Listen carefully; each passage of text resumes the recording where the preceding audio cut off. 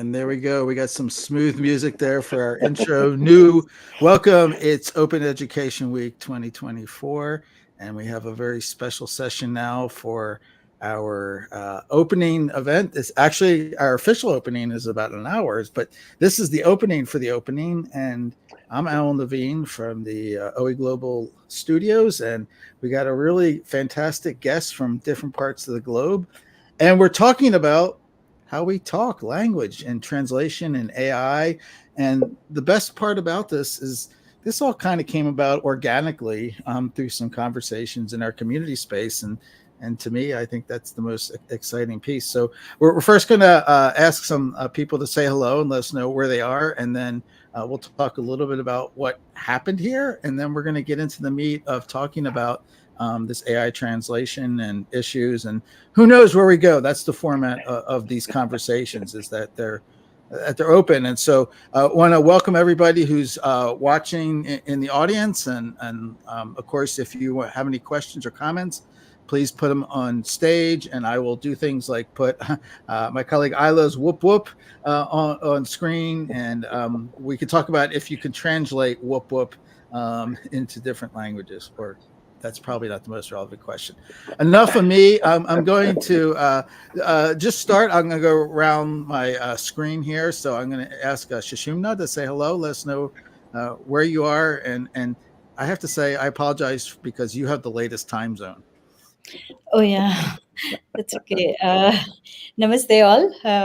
Namaste Alan. Namaste Paul, Stacey, and Dominic, Colin. Thank you so much, Alan, for giving me this great opportunity. I'm from Hyderabad, southern part of India. I'm an OER practitioner and OER enthusiast, I must say. As in, when I'm in OE Global platform, I started connecting with people and trying to understand and trying to unlearn certain things and relearn. And I'm trying to still learning a lot. And I'm part of this conversation, I think, just because of being open. That's how I would like to introduce myself and stuff. That's fantastic, and definitely open. And the connection was made with the gentleman to my right on your screen, Colin. And you're actually on vacation right now. Is this true? Yeah, so I am on vacation. I'm in the beautiful city of Granada in Spain, but I normally am based at Nantes Université in France, where I run a number of things, including hosting many of you at the Open Education Global Conference, already 2 years ago, actually in 2022. And starting collaborating and starting thinking at that point very hard on the issues of multilingualism.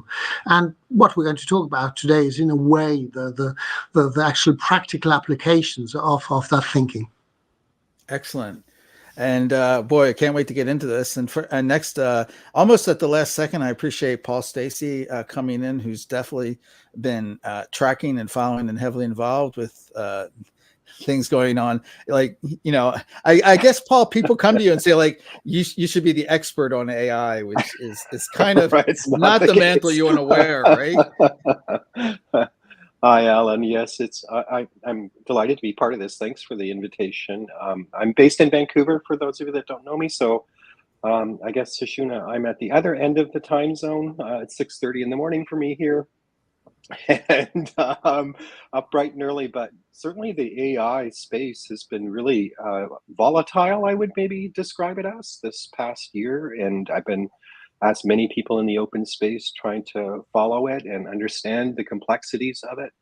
And I also would say that translation and the ability for AI to support translation is a very interesting phenomenon. And so I'm eager to hear more from our colleagues this morning, Alan. Excellent. Thank you for joining us and getting up early.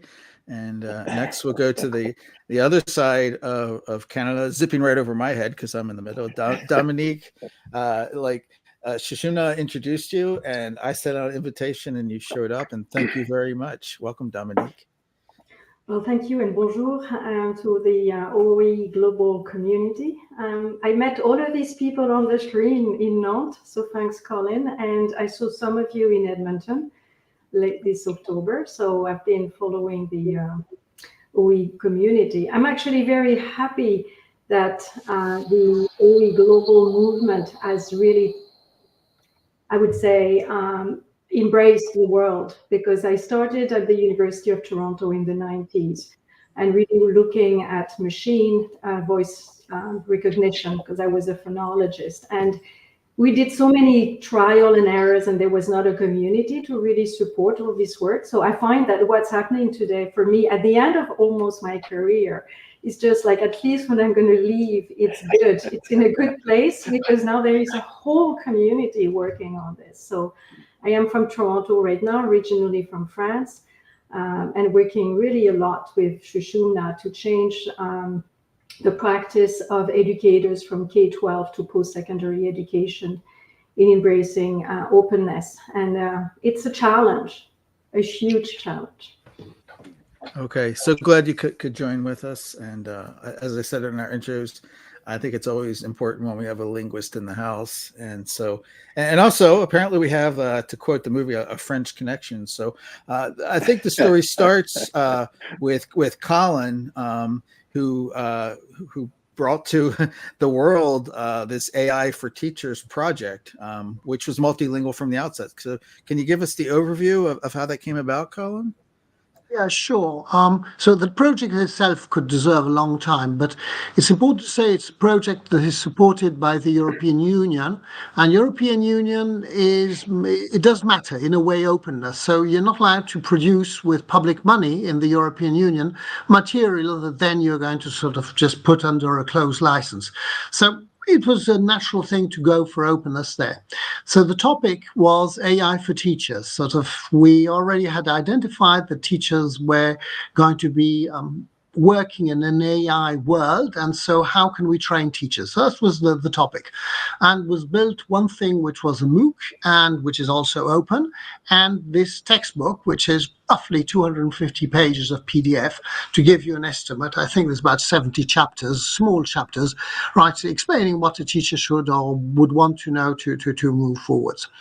The project was multilingual from the start because there were 5 European countries involved, and so right from the start we had to think out the materials in French, in English, in Italian, in Slovene, and in German, because not because of Germany, because of little Luxembourg, but who convinced us, no, we want it in German. So that was a first challenge, but what was interesting was to produce all this material and as a textbook, and then to realize that once you put the CC license on it, you'd actually not gone far enough, because there was still so much hard work to be done by anybody else who wanted to get hold of this. And so this is where, let's say, I'd probably had to pass on to Sushumna or other people saying, okay, so how do we do it? Once the people have been nice enough to produce something with a nice license, I mean, what can we do? And the reflection is, what should we have done in production mode to make sure that it's not just about the license, it's how can it be just as easy as possible to then take over, get the material, reuse it, remix, and do everything that we're saying we should be doing. So let's say it's a practical story of saying how can we make openness work in a multilingual and multicultural setting. Yeah, Fantastic. actually, yeah. I think I would like to have a word here. Yep. That about this AI for teachers. It's a very interesting topic for me, since I think before Chat GPT-3 has really emerged. Like I've been thinking and then writing as a OER practitioner. I'm thinking that I'm trying to create a course, and then trying to see what are all the available materials and all, but then it's always because of some other work, I'm just keeping this aside. And suddenly on a platform, when I saw this book with, as Colin just pointed out, it's not about the license, but what we can do when we get such kind of a material in hand. And the moment I saw that, oh yes, exactly, this is what I wanted to give it to teachers, because after ChatGPT 3 and 4 and a lot of other tools have come up, and teachers always think that the first question is, I really like in this book also it's there, will AI replace me? The teachers will, first question is that. So how well we are going to utilize that? I always support that, but technology cannot really replace a teacher, cannot do much what a human can do, but still it can accelerate and it can act as a catalyst. So that's how I wanted to translate that book. At the same time, I wanted to add a nativity to it, and the what you call is the popular ones, or the popular way of using technology in this part of the globe. That's how I thought I will do it. But then when I saw this, and then I got a chance that, okay, we do have in India wonderful translating tools available. And I thought, okay, let me do a practical, I mean, an experiment kind of a thing. Let me translate with it and see how good they are, the result would be. And then how much time we really cater to post edit. But the main aim for me is first, thanks for that wonderful book. I read and I thoroughly enjoyed. And, while translating, I'm trying to not just translating, thanks to the license that you released with, I'm trying to remix it. I'm trying to come up with a new revised version, maybe very soon. But before that, I think I've given myself a time. I'm kind of crowdsourcing, you might call it. That's what Colin also said, that I'm trying to approach different teachers to translate it, and then post editing, I will be doing it, adding some inputs from this side of the globe. Excellent. If I can, oh, yes, please, Dominique. I'd like to jump in because I like the idea of translation from the multilingual perspective. But with my educators, there is a European connection, Colin. Like, we're trying in Canada to import the Common European Framework to actually assess students in foreign languages. So French, Spanish, German, and it is in the curriculum, and there are reforms by the ministry. But what is interesting is that I find that educators, and I like the idea of Sushumna crowdsourcing, they are so creative. So what they are trying to do is to look at AI providing, like building a database of text for students to practice, to actually get to the different levels. But what I find interesting is that the translation there is not multilingual. It is actually proficiency wise. So they are looking at text in the AI that could be used from a grade 12 perspective, grade 10 perspective, and how AI can actually adapt those texts.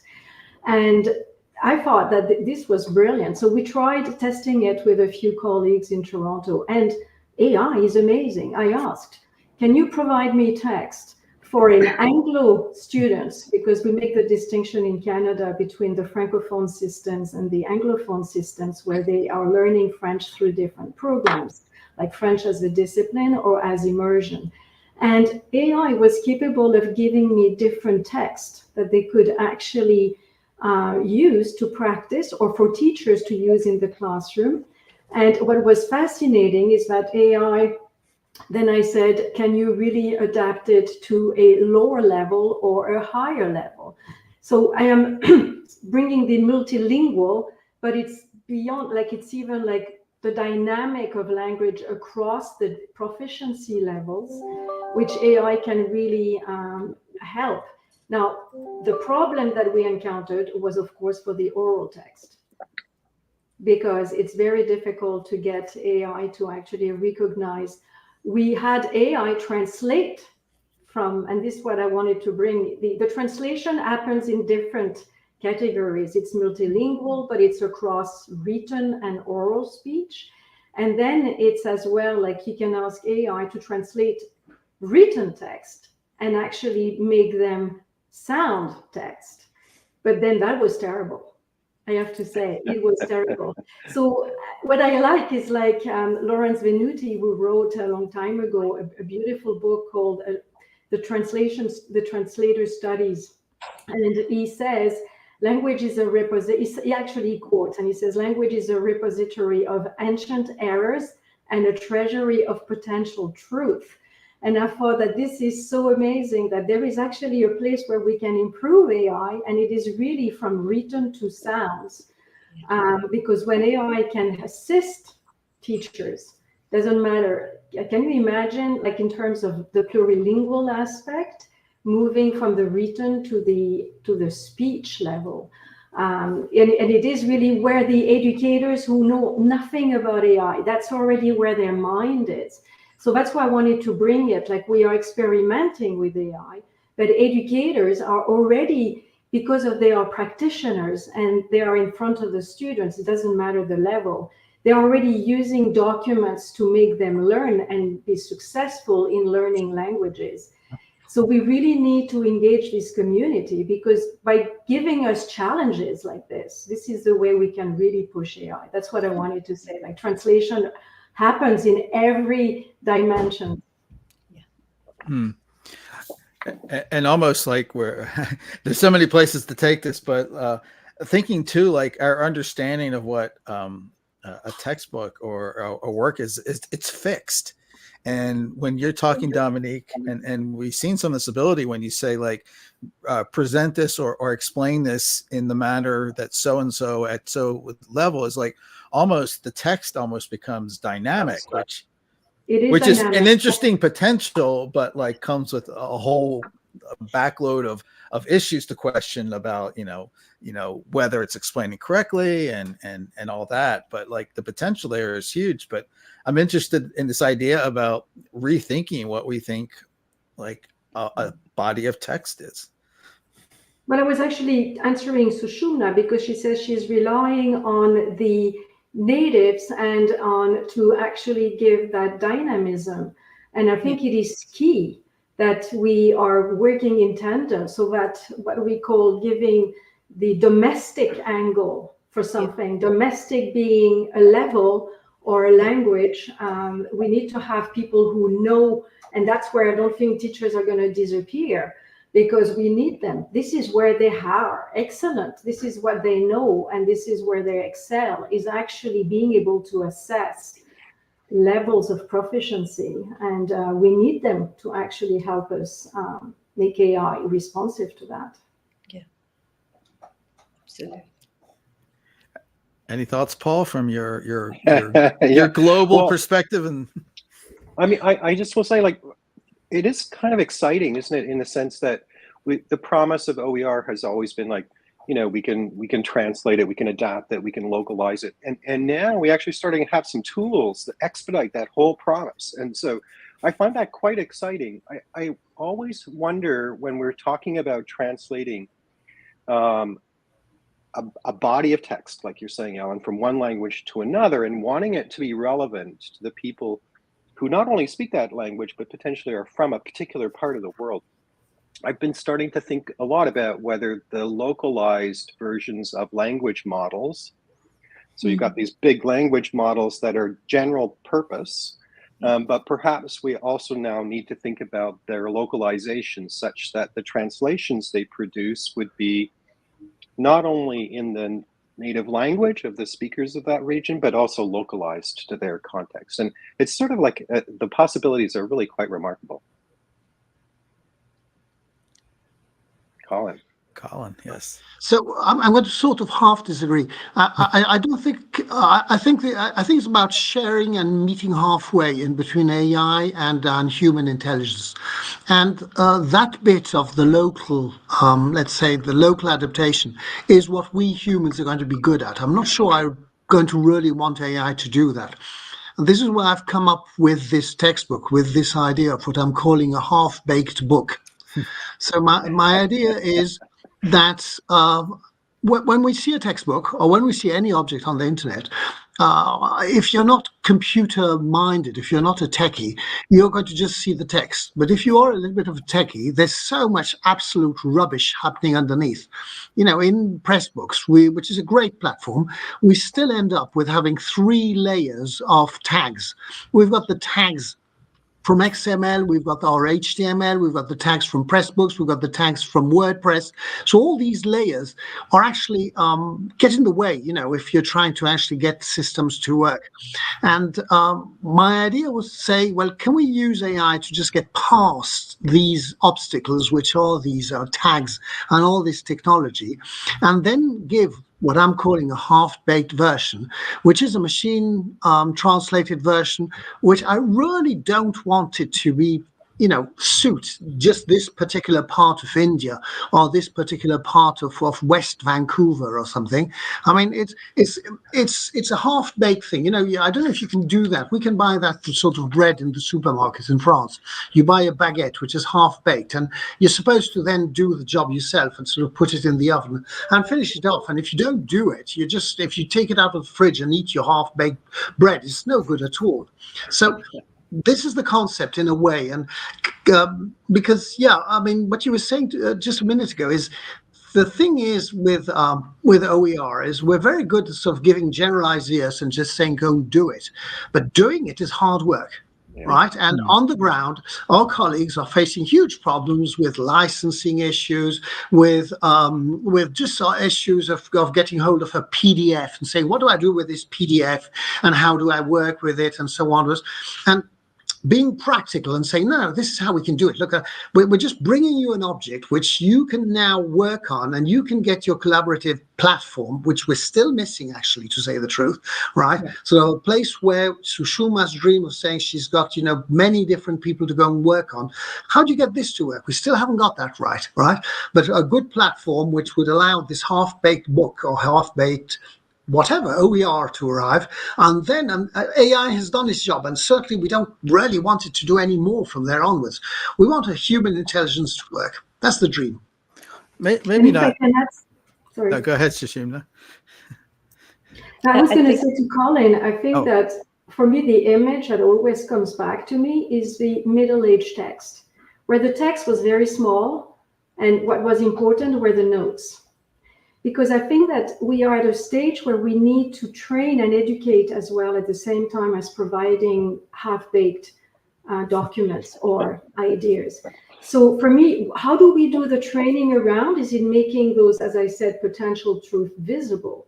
So I think that I like your idea, Colin, of the half-baked, but how do we do the half-baked and still give the tools to the people to understand how you actually translate everything, like including HTML languages and all of this. So it's like the idea is providing a text, but it's everything around it, which is important as well for them to grasp the shift between like the letter world to the digital world, which is part of the OE and the AI. But a lot of people still do not know what digital means.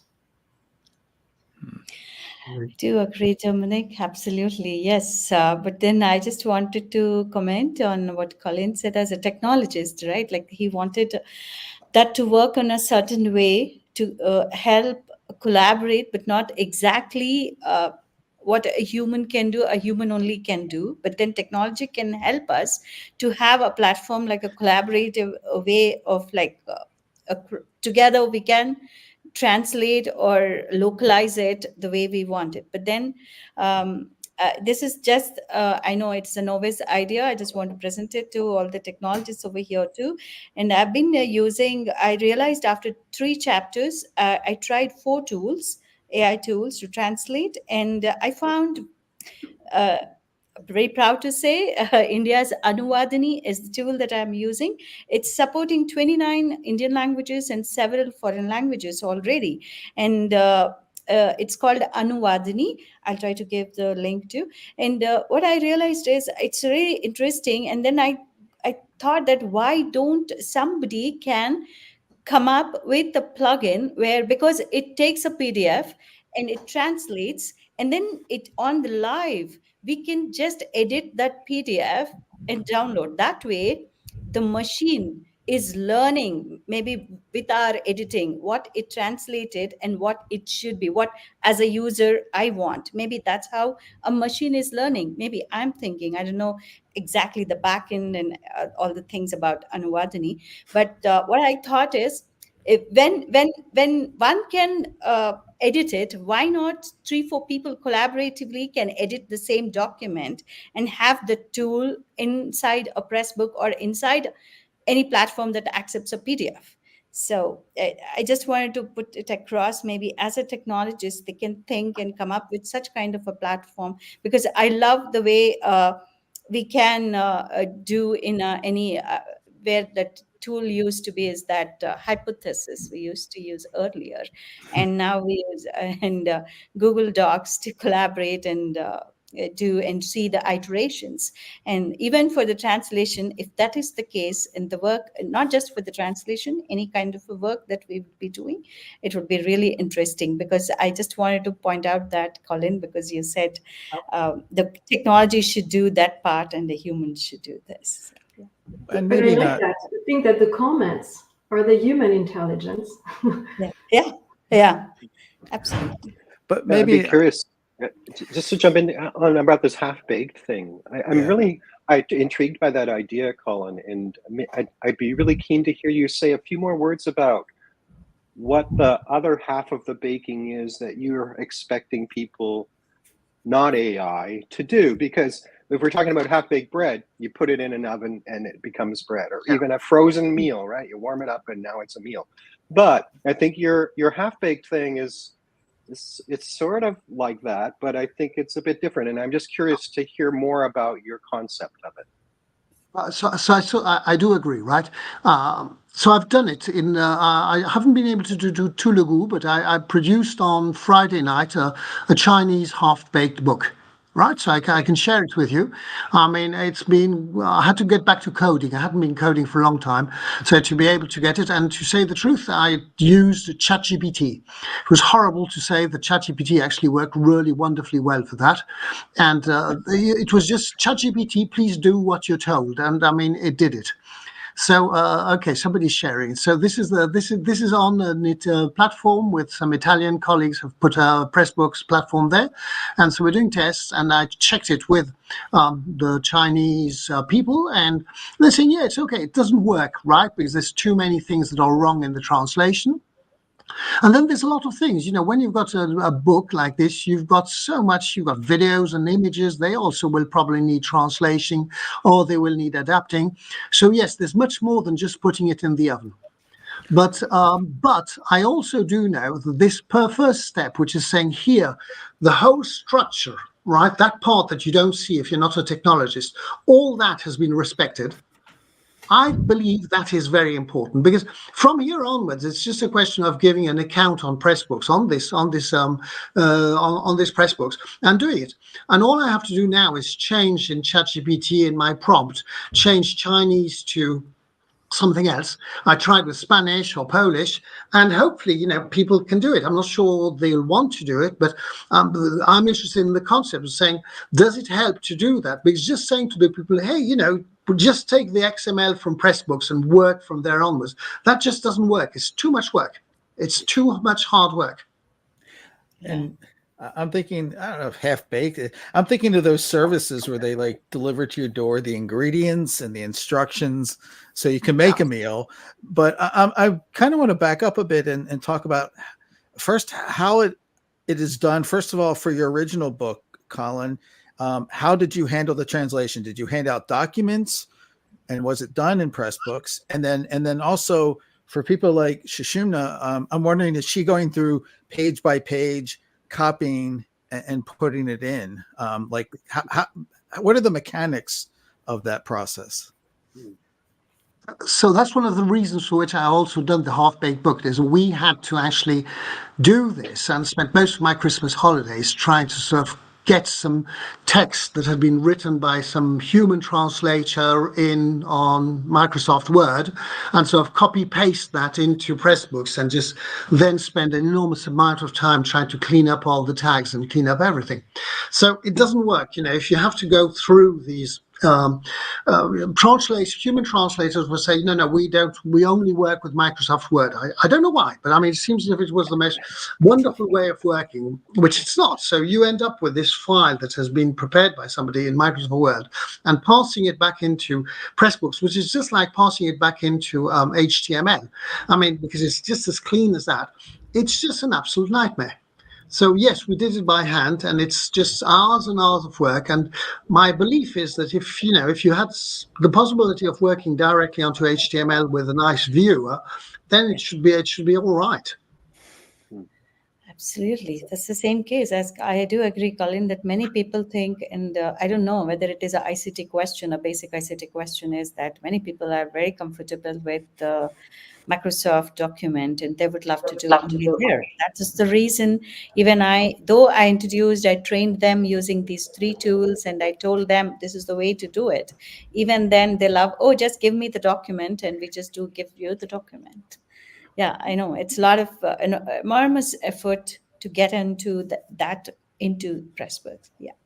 Can I maybe suggest something here? I think that for a lot of people, we're still in the livresque mode, which means it's like a page and they are words and for translation, you know that when you pay them, it's either by the page or by the word, by the way. So we are still into that mode of the letter, as I said. And Microsoft Word feels all the need for that. Moving from the letter world to the digital world, I think needs to be done at the same time as we are doing OER and AI. Like that shift has not happened. And even for accreditation, I am on the executive committee for York regarding promotion if you want to become like an associate professor to a professor and all of these different loops you have to go, and it's still the citation and it's still the book, so it has to be a press book rather than a bunch of links to H5P, for example. So we're still in the book world in academia and in most of the time. So Microsoft Word, of course, feels that easily. How do we make that shift? I think is a question we need to figure out as well. How do we push for no longer the assessment being the word, but being the digit or whatever it's going to be, but it's a different unit anyway. I think this is an interesting idea, like what is the book? And you were kind of poking at this a bit earlier too, Alan. I think it's like, is the notion of a textbook still going to be a relevant notion going forward? I think that is a really big, outstanding issue. And certainly people like David Wiley have been asking questions like maybe it's the prompts, not the book. It's the prompts that are actually the secret sauce, if you will, or where the learning happens. And I just wonder, Colin, whether even the AI4T book, while it serves an immediate purpose of meeting the needs of people who are still expecting textbooks, thinking going forward, whether that knowledge is actually embedded in the AI itself, and you need the AI as a kind of replacement for the textbook. Agreed. It is what we're working on now. It's basically, can we now feed the textbook to an AI and then have the AI just become sort of something we can have a conversation with and just talk about things. But again, it's nice to have a conversation if you know what to ask, what to talk about. And the advantage of a textbook is that you can go, if you don't know anything better, you can go from page 2 to page 3. Right. Yeah. And maybe something in between where there's the ability to have those conversations with the text. It sounds like Paul's like saying, like, if you have the body of work embedded into some kind of embedding of an AI that then could deal with translating that and not just drawing from everything else out there, then you have the possibility to be that localized. But boy, language is not an easy thing. Like we're talking about the difficulties of translating from Microsoft Word to HTML, which is highly structured. To get into language and nuance and meaning. And I'm curious, Sushumna, especially for like symbolic languages, like it's got to be almost a very manual process to do this translation and review of what AI does. Yeah, it is. And for people looking outside and say, when I say that, oh yeah, I'm taking a help of AI to translate, just it on a click, it does everything. That's the notion that everybody have. But then how much effort that we have to put in terms of not just the translation, but also about the structure of it, and what the original document is, whether you want to match the context of it and the consistency that you want to maintain, or all these things that really comes into matter. But then I realized that rather than sometimes because the translation with me is, it's with me since long time, because I'm always been into translating things from English to my language.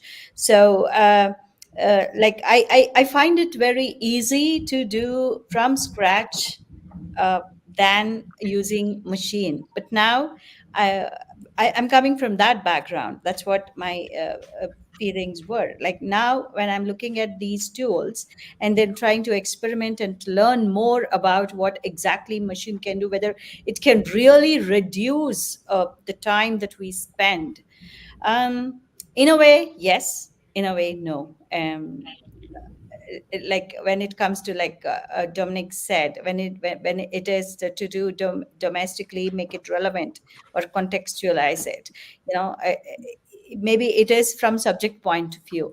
When it comes to technical point of view, yes, sometimes we feel no, not this way. I just want to do it from scratch, the, from like writing freshly, than looking at it and just thinking, mulling over with the human brains, and then trying to do from scratch. That might be easy. I don't know when machine will be that intelligent to do so. I think Yeah. there are questions in the chat that are quite interesting regarding any prompts. And thank you for raising this, like any suggestions for good prompts for translating text using open source LLMS or ChatGPT. I'm sure Colin and Sushumna may want to answer that question. I just want to actually do a plug in here. I think that we are trying to always reinvent, and I would like to point an amazing text to read, which is called the Translation Studies Reader by Lawrence Venuti. And he looks at translation through like the theoretical aspects from the 1960s until now. And looking at, because every time there is a new theoretical framework. So we had the comparative framework, then we had the culturally responsive framework, and then we had the politically correct framework. And I find that sometimes reading the way different theorists try to actually describe translation can help us do these prompts. So for me, I let Colin and Sushumna answer the question, but what I would say, I don't know if there is a very specific prompts to do. I think that with AI, you just try your prompts, see the answer, and then it's like more an investigative process. And there is not like an ideal prompt. I think we all are into experimental mode, and we need to figure out what is that next stage in translation studies. Because we went and followed, of course, like linguistics, then textual linguistics, and then culturally responsive. And it was always with human intelligence. And we haven't tested with the machine. So I think everybody needs to actually try crazy prompts.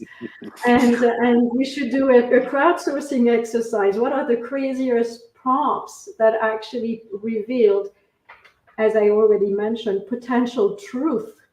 And write a book about this. Yeah, I would say here, like, yes, prompt engineering is definitely the thing.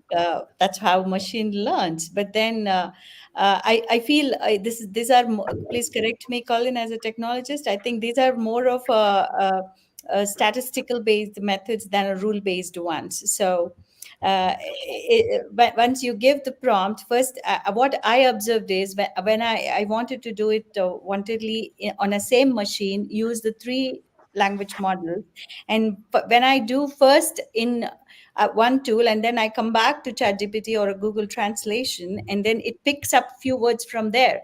And then if I do it from scratch from Google Translate, the results are really bizarre. I mean, when I do from a better one and then come back here, it may be, and it's that intelligence is really good that it can crawl and search what I have done earlier there, and then it picks up and comes here. So the prompts which worked for me may not be exactly the same way it will work with others in the other part of the globe, or even for that matter in other just in other machine. I think there is no this is the prompt that to get that, maybe that might differ.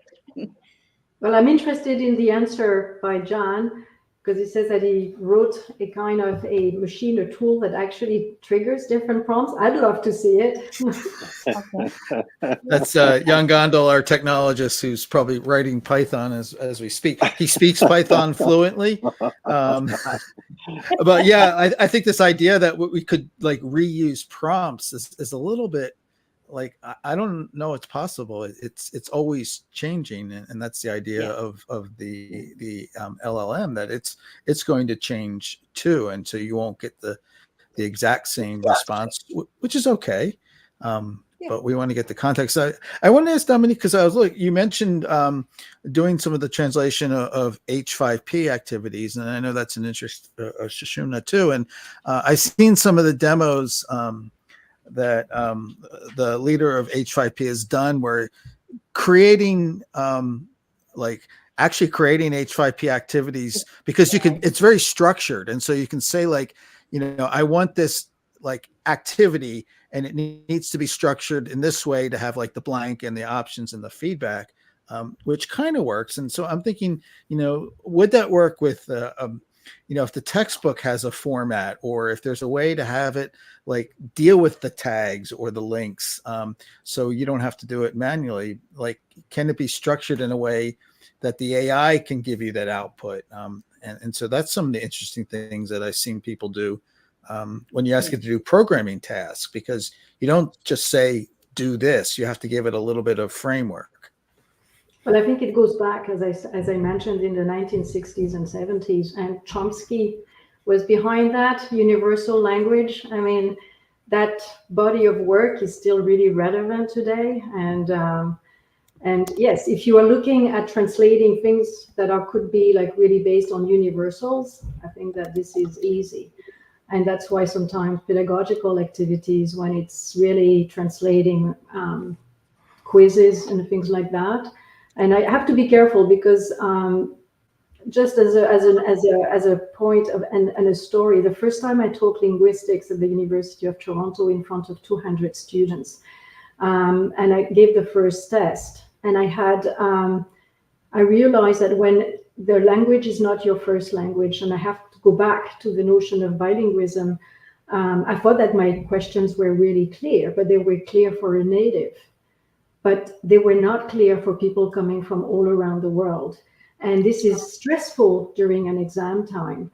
And so I thought that even like a simple question for a quiz on intro to linguistics would be understood by most people. But I saw like the fear in the faces of my students. And because English was not their first language, then they started thinking, what does it mean? Because they didn't have that certainty that they knew, and therefore their mind was looking at same thing as prompts, like, does it mean this or does it mean this? And for them it was key, because multi-choice questions, you don't get the question, your answer is wrong. So we can translate things like that, but again, the notion of mother tongue or speaking many languages, I think we need to take that into account, because prompts are easy when you go from one native to another native. But in between, there is that continuum of people speaking many languages because of migration, and not even understanding either the first language or the second language, which is translated. So there is that group as well that we need to address. And AI, if we rely on correspondence of universals, it works for native speakers, but it doesn't work for the others, because they're not as certain that they understand. And so the notion of meaning is key. So, Colin, for the next language that someone asks you about, like, how would you go about it? you sat down and did the Chinese. I mean, you talked about that. I mean, what would be the ideal setup to work from sort of like a systemic approach? That's what I've been trying to do. I've been trying to be systemic. I mean, I really only have to change one variable, which is language, and I obtain a half-baked book in that language. Okay. And here is where there's a trick in what I'm trying to say, is that I'm understanding through the prompting that you're being ambitious about the quality of the language result. I am not, right? I want something that is going to be easy enough for somebody, collective work, collective intelligence to take over. I have got no ambition to try and get it even better. At one point, I was speaking with people in Madrid who were wanting to take over the task of translating the textbooks. And I said, look, wait, I'm doing it with AI and I'll pass you this. And they said, well, we're not interested. It's going to be very boring. There's going to be nothing left. A bit what Paul was saying earlier, right? Which, if everything's done and all I've got to do is put it in the oven, there's nothing left. And in fact, I really strongly believe there's a tremendous amount of work left, right, in order to then make it into something interesting. And this is where we've got to convince people, is that, AI can only go as far as this. And we, in this case, me as producer, I don't want to go and give you something good. The Chinese thing is rather fun. I mean, if you go onto it, it's fantastic. All you can see is the name of the two authors written in our alphabet. I understand nothing else. I haven't got a clue myself what I've done there. I mean, it's when we're saying our students are going to use ChatGPT to do their homework and not understand what they're doing, that was exactly what I did there, right? I produced this thing with a lot of hard work, let's face it. But then I sent out and just thought, I might be getting some abuse here with saying, how dare you, this is absolute rubbish and whatever. And people said, no, this is a great starting point. I mean, we can actually now work from this. And this is what matters. I mean, this is where, as far as I can see, the concept I'm interested in is in this. And furthermore, it's, if we can do it for a huge variety of languages, then my idea is saying, somebody who says, can I have it in my language? We can try and do it. I mean, there's a little bit of cost because you have to spend 2-3 hours of prompting with our friend at ChatGPT. The reason for which ChatGPT is that we're able to actually get it to go through the tags. I mean, we tried other things like Google Translate, which was mentioned earlier, or DeepL, and even DeepL Pro was just not very good at going through it would take a tag and then sort of half destroy it, and that's it. If you've got HTML or XML and some of the tags just vanish during the translation process, you've got nothing. So hopefully we've got something systemic, but up to a certain point, and this was the point I tried to say at the introduction, there's so many things that we could have done better by systematically having thought it during the writing process. I'll give you an example. At some point you want to show a really cool chart, right? A chart, but it's got text in English in the chart. And then you've got suddenly something new to rethink about. What am I doing about this? We've got an issue with the videos. We've got videos which we tried working with a company where we filmed them in such a way as it's me doing the speaking, but you've actually got the image which we've translated into 5 languages. So we've got that going, and we've got subtitles in 5 languages. But I haven't got a clue what Sushumna is going to do with those videos in Telugu. I really haven't got a clue, right? I mean, and it's a shame because I think systemically I should be able to give her a proposal. I think the best proposal is just redo the videos, right? And but it's a shame. I mean, because it's a lot of money and it's expensive to produce videos. So why is it that? So all these things we had thoughts in the terms of the 5 languages we were working on, but we didn't think much more universal. I mean, you would also think, how dare I even think about this? But I think it's a fascinating question, is how can we do it?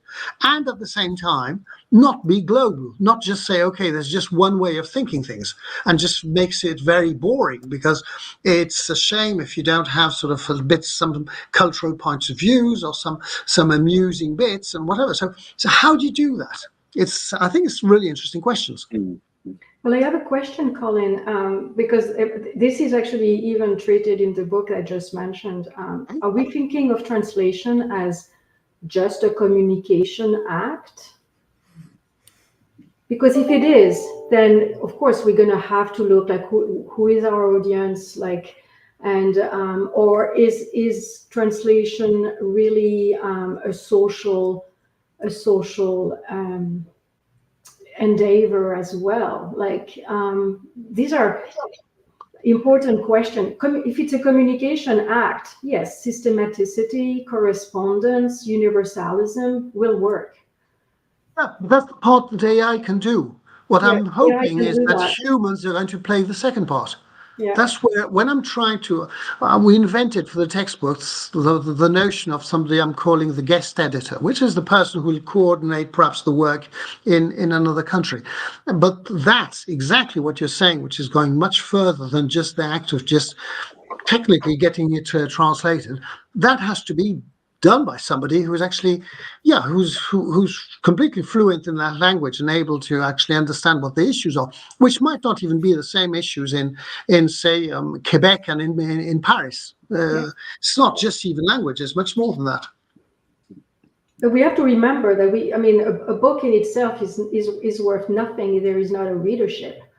So if we don't engage that readership, we can communicate as much as we want. Agreed. It's like a loop. We're just communicating with ourselves. Yeah, I was just asking here in the chat, Dominic, that like that doing a course in English and then moved on to French, and then we had the same issue that how do we deliver the same videos but in French? So how are we going to do this? And we really mull over, and then we came up with a simple solution that, okay, then let's take those slides and do it, translate it in French, and then let somebody talk in French. Okay, so, but yeah, when a person is not talking, that might be, or having captions also, we tried, I think, Dominic, having other language subtitles or captions that we call it. So maybe that is already available for us for videos. But then, as Colin said, like if you want to get entire essence of it entirely in the language, target language, I don't know what I'm going to do, but definitely. Everything has to be adapted. I mean, including images, video, like everything has to be culturally responsive and adapted. Yeah. Yes. So I think prompting the machine to go and change something for something else. So prompting again, like prompting the machine to actually be sensitive to that difference is going to take some time. But I think that this is where we could help, not the machine to do it, but to help people on how to find things by asking the right query. Is there something about maybe like putting aside our expectations for like really perfection? I'm thinking like as language like translation has improved, like I can reply to messages in languages I don't understand enough to get the gist of it. And you know, I let people know that I'm not fluent in X. And you know, that's informal communication. But I'm wondering, like, we have this like ideal that we can sort of like get it really down pat, and we can probably get closer than we could before with some of these tools. And like images now, you know, there's the ability, you know, when you upload an image, the text can be detected automatically, and then theoretically it could be translated. So there is, you know, some potential there. But maybe the content doesn't need to be perfect. It needs to be, as Colin says, half baked or good enough that you can taste it. Well, I'm not saying the teachers should consume a half-baked book. It's completely. I'm just saying it's where the collective intelligence has to take over. If the people want the project, and say, well, you know, if there's probably a clearer path from there onwards to be able to do something out of it. That's the hope. I think, you know, this sounds very similar to the promise AI has had for programming, where people are using it to program, but the expectation isn't perfect code. And it's often like start with some existing code and have it improve that code. It's sort of like the half-baked version, right? You get it so far, and then the person can kind of put the finishing touches on it and make it as good as it possibly can be. But the expectation is, but even with that, what they're talking about is like a 3 times productivity gain for programming, for example. So if we get a 3 times productivity gain for translation, that leads to something that's not perfect, but really quite a huge step forward. I think that's quite significant. Well, I think we have known that with open source tools. Like any open source tools, you had the beginning of the code, and then you were continuing according to your use of the code and making something different, another tool. So I think we have already been there. And yeah, I like that idea, Paul, that it's just the beginning. We're just giving the foundation, and then you take it from there. Which, I mean, we do that when we write a text. We're inspired by other texts and other authors. The same idea. All right, we have a few minutes left. Let's take nominations from the studio and from the audience. Like, what language should AI for teachers be put in the oven next? Let's take requests. Anybody out there? Or what you're hearing, Colin? What other interest are you hearing from around the world? We're preparing, well, because we're in Europe, we're certainly going to answer to queries from European countries, that's clear. We're working, it's rather fascinating. Again, this is another open education global sort of success. Well, I had this person, I'm sorry I haven't got her name, from Australia contacted me saying, oh, I'd like to translate it. Saying, well, what on earth is she going to want to translate it to? And so she said, well, to Arabic. So what? Okay, but then we've got colleagues in the African Arab countries, so I'm hoping to put up a group or to see if we can help a community. But as I said before, one thing is what Sushumna is doing is supposedly to work on community work where she's going to be sort of, let's say, piloting it, but in a sort of project where it's going to be more people in different places doing it, and not necessarily with a natural leader in the sense of somebody that everybody already knows, might be more tricky. So we're missing some sort of type of platforms to do these things. So we've got those couple of languages there, and but then also interestingly, and there again AI can help tremendously. We were contacted by very small languages like Maltese and Albanian, and this is rather interesting because these are countries for which the effort is rather tremendous with, considering the size of the country or the size of the community speaking that language. And if AI can, again, produce that first shot, it does give them the opportunity of having, let's say, some up-to-date resources in their language. I'd like to go back to what you said, Alan, and Sushumna, the context, because I do agree for the European context. With mobility, what you need is that foundation understanding. Now, in some countries, Switzerland, Belgium, Canada, Cameroon, where the goal is bilingualism or plurilingualism. Now, the level of proficiency, because you said, Alan, like what is the machine? So I think it depends on the use of the machine. If you are in countries where the expectation is not only to understand broadly, but to train people to actually become experts in going from one language to another, then the use of AI will be different, because now we need to have that tool assist making proficient people in all of these languages. So again, I think that the context is very important. You cannot have just like an approximation when you are an expert at translating at the federal government, when there are like political debate happening. You need to actually understand what's going on. So to make those people bilingual or multilingual, because you have like 10 languages in hospitals to serve the population, which is the case of Canada.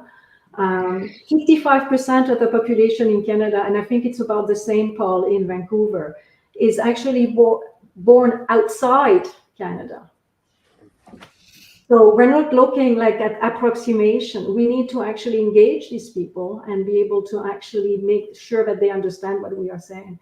So again, I think that the localization that you brought, Paul, I know is an ideal, but for some countries, that ideal is needs to be achieved quicker than others. I'm just contextualizing the conversation. Thank you so much. But I want to let Sushumna tell us like what's next for her project because she started this. yeah. Yeah, because as I said, when I told this in our community, many teachers from our national language Hindi and also our Anuvadini supports a bunch of text to go in one go and come out as a Word document. That's what it is doing. And I think very soon, as Colin said, it doesn't matter the quality of the translation, but then we can get it immediately. It's two languages. That's what we are thinking is Kannada and Hindi, because Kannada, we are going to try another local tool developed by university professors in Central University of Hyderabad. And recently I spoke to them that they were working on a tool, these machine-based translations long back, and then they're pretty good. That machine is pretty good at the language of Kannada, that is other southern Indian language. So we are going to try this book with that language pretty soon, and with Anuvadini, we are going to do not really concentrating on the quality, but immediately what we can get that half-baked text, as Colin said, in Hindi. Pretty soon that's gonna come out. All right. Well, we look forward to hearing all the updates and the action. And I really appreciate everybody coming in and our studio audience. And unfortunately, I have to close out this conversation, but we know where to find each other. And thank you, everybody here in the studio, for being part of this. Thank you so much. Thank you. Bye-bye. Thank Have a you. good day. Thanks a lot.